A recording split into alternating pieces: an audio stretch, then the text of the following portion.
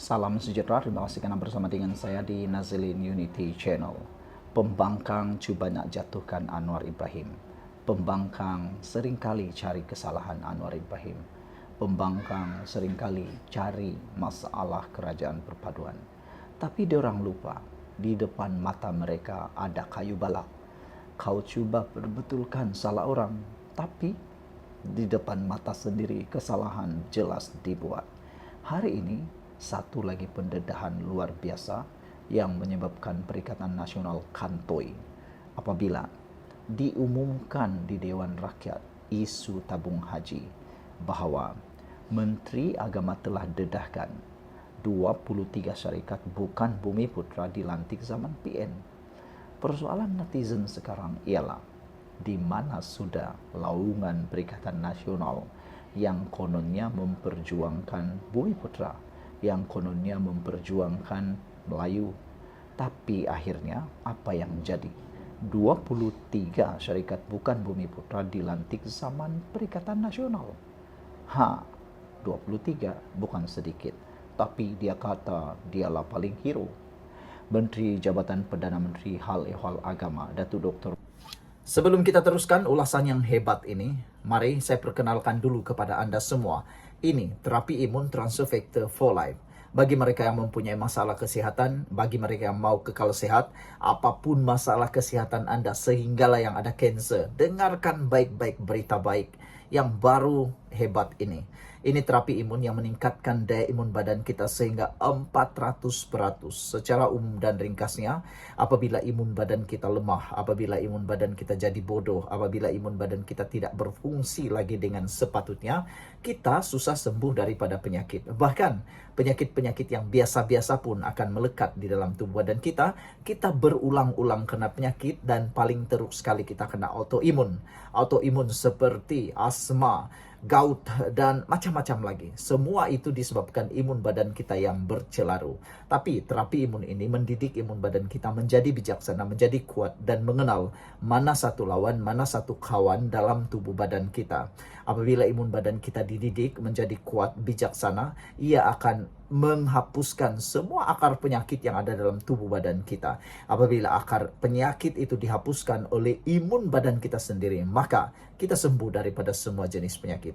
Terapi imun ini tidak menyembuhkan penyakit, tetapi mengajar, mendidik, menguatkan imun badan kita sehingga 400%. Lalu dengan kekuatan imun badan itulah kita sembuh daripada semua jenis penyakit. Dapatkan produk ini melalui nomor telepon saya yang tertera ini. Dan ingat, ini ialah produk yang ajaib, penemuan paling bersejarah dalam dunia kedokteran, dan penemuan para doktor dan saintis yang sangat hebat di abad ini.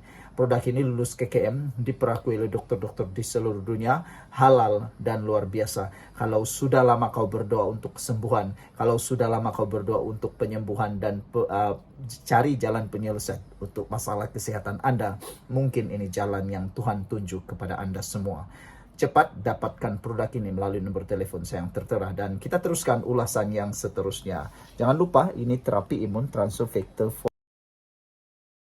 Muhammad Naim Mokhtar mendedahkan sebanyak 23 syarikat bukan Bumi Putra telah dianugerahkan kontrak untuk menguruskan pelbagai projek tabung haji ketika Perikatan Nasional PN mentadbir kerajaan. Apa sudah jadi? Kenapa sampai macam ni? Adakah jawapan kepada persoalan ini? Ini belum cakap lagi tentang jana wibawa yang sepatutnya menjana pendapatan syarikat-syarikat Bumi Putra. Beliau mendedahkan perkara itu ketika ahli Parlimen Pengkalan Cepa, Datuk Dr. Ahmad Marzuki Syari berterusan mengasak soalan mengapa kontrak penjanaan semula tabung haji diberikan kepada syarikat bukan Bumi Putra.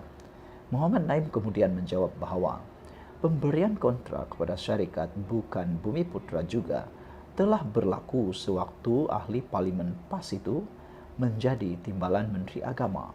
Padan muka malu sendiri. Cuba ludah muka orang, akhirnya ludah balik kena di hidung sendiri. Siapa suruh? Cuba-cuba nak malukan konon, akhirnya dia pula terdedah. Perbuatan yang agak mengejutkan kita. Pendedahan beliau itu membuatkan Marzuki berterusan mencela perbahasan menteri. 23 syarikat bukan Muslim dipilih ketika Pengkelan Cepa jadi timbalan Menteri Agama. Dalam isu pemilihan syarikat bukan Islam itu, ia telah berlaku pada zaman sebelum ini juga, katanya lagi. Beliau turut menjelaskan bahwa pemilihan konsortium atau sebuah syarikat luar telah melalui proses yang ketat sebelum diluluskan oleh lembaga pengarah. Dalam sesi sama, beliau menafikan tuduhan bahawa tabung haji membelanjakan 20 juta ringgit untuk penjenamaan semula. Katanya, jumlah sebenar hanyalah 2 juta ringgit setahun untuk tempoh 3 tahun, iaitu hanya 6 juta keseluruhan. Saudara-saudara sekalian, ini adalah satu pendedahan yang paling menarik sekali yang kita terima. Tak sangka apa yang dibuat oleh Perikatan Nasional sebelum ini akhirnya terdedah juga di Dewan Rakyat. Itulah orang kata jangan cuba malukan orang, nanti akhirnya kena pula ludah di muka sendiri. Sekian dulu untuk kali ini, jangan lupa tinggalkan komen Anda. Bye-bye. Salam sejahtera, terima kasih karena bersama dengan saya di Nazilin Unity Channel. Ini perkembangan terkini kes Zara Khairina selepas didedahkan oleh Saifuddin Nasution Ismail berkait dengan spekulasi, cerita fitnah dan sebagainya. Kemarin kita sudah dikejutkan bahwa 5 individu pelajar bawah umur akan didakwa kerana dituduh didakwa membuli Zara Khairina. Sebenarnya aku pun terkejutlah kan bagaimana sampai berlakunya kematian Zara Khairina. Pembuli-pembuli seperti ini masih kanak-kanak. Mereka mungkin tidak tahu pun apa yang mereka buat itu boleh menimbulkan kesedihan, kemurungan sehingga boleh menimbulkan perkara yang tidak pernah kita jangka. Paling teruk sekali apapun punca Zara Khairina mati, meninggal, jatuh daripada tingkat 3 itu.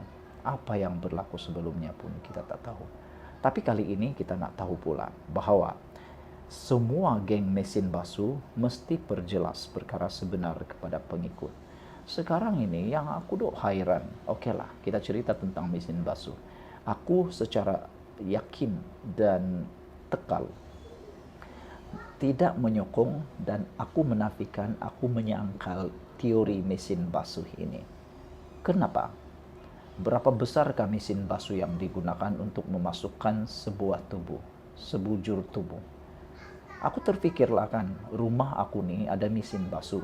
Mesin basuh di rumah saya itu bukan kecil, muat 21 kilo.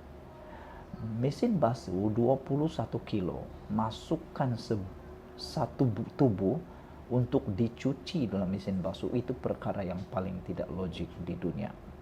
Bayangkan macam mana masukkan satu tubuh lalu kau cuci dan ditutup mesin basuh itu. Kalau tak percaya buat demo. Kau sendiri yang menonton video nih, kau pergi ke rumah kamu, pergi coba masukkan satu patung teddy bear yang besar, boleh atau tidak masuk. Itu patung teddy bear. Bagaimana pula satu tubuh manusia masuk di dalam mesin basuh? Tapi yang aku hairan ialah pengikut-pengikut yang menonton channel yang fitnah itu, yang sudah sah fitnah tentang teori mesin basuh itu, boleh pula percaya. Kalau kau percaya bahwa ada teori mesin basuh, maknanya kau percaya ada mesin basuh sebesar dewan. Untuk masukkan satu tubuh, tidak mungkinlah boleh masukkan dalam mesin basuh. Ini tak boleh terima. Mahkamah kalau dengar ini pasti terkejut. Dia tidak akan percaya. Tak logik untuk satu tubuh manusia dimasukkan dalam mesin basuh. Tak logik sama sekali. Saudara-saudara sekalian, oleh sebab itulah geng mesin basuh mesti perjelas perkara sebenar kepada pengikut. Peguam Liana Marzuki menggesa pihak yang mendakwa kononnya pelajar Zara Khairina Mahathir 13 tahun dimasukkan ke dalam mesin basuh untuk menjelaskan perkara sebenar kepada pengikut mereka. Bekas Peguam Kanan Persekutuan Jabatan Negara Peguam Negara itu berkata, Ada kalanya wujud titik buta dan kilap dalam semangat untuk berjuang.